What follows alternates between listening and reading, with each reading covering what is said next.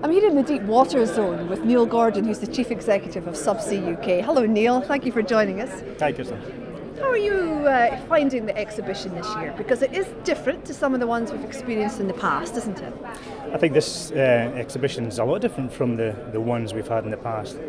Previously we've seen that there's a lot of time for celebration and a lot of corporate entertainment, but I think this whole week's been a lot more about wanting to do business. The industry's seen a very difficult period over the past 12 months where we've seen fall in oil price where we didn't know where it was going to go, but I think we're now sort of turning a corner, as it's been said by some of the other leaders, and we're now at a point where we really need to start working together.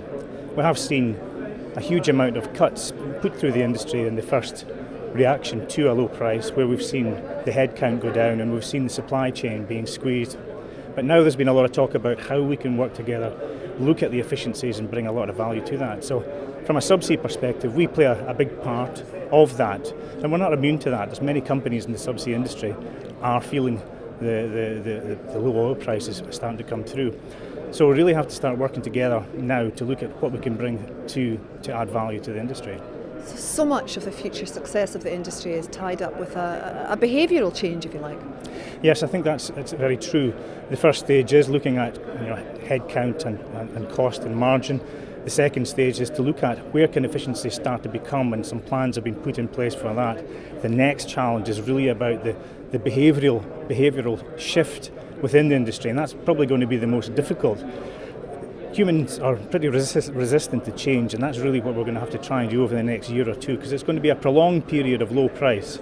And unless companies do want to change, they're going to find it very difficult to compete and be part of the future market. Do you think the drop in the price of Brent crude has kind of clouded people's judgment and opinions about the industry? Because you know better than others, West Hill on the outskirts of Aberdeen, a global centre of excellence in the subsea engineering. There are so many skills in this part of the world in particular which are exported globally. People maybe aren't just seeing the bigger picture. Well, subsea industry here in the UK equates to about 45% of the global market, and of that 45% we have in the UK, 50% of that is exported. So the subsea industry is very well placed globally and very much aware of that. And you do hear of many companies that more of their business they do is in other places around the world. The subsea industry future, where the big projects are going to be, is the deep water, and we're in the deep water zone here today. In the deep water areas around the Gulf of Mexico, Brazil, West Africa and off Australia and Southeast Asia are some of the big growth areas for the future, but they are high cost developments, and that's where we really have to look at how can we bring more efficiencies into those high cost developments, because deep water is high cost, and that's part of what we're looking at, trying to look at how we can be much more efficient in future projects.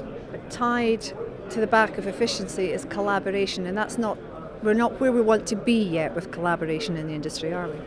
Yeah, I've talked about the collaboration almost again like in three stages. Collaboration is talking about it or beginning to want to collaborate and talk. Cooperation is the next stage, where you actually do listen to others and what they have to say, and the next is accommodation, getting out to meet somewhere in the middle, so you're looking at the improvement overall for the industry. Neil, thank you very much indeed for your comments. Thank you very much for joining us.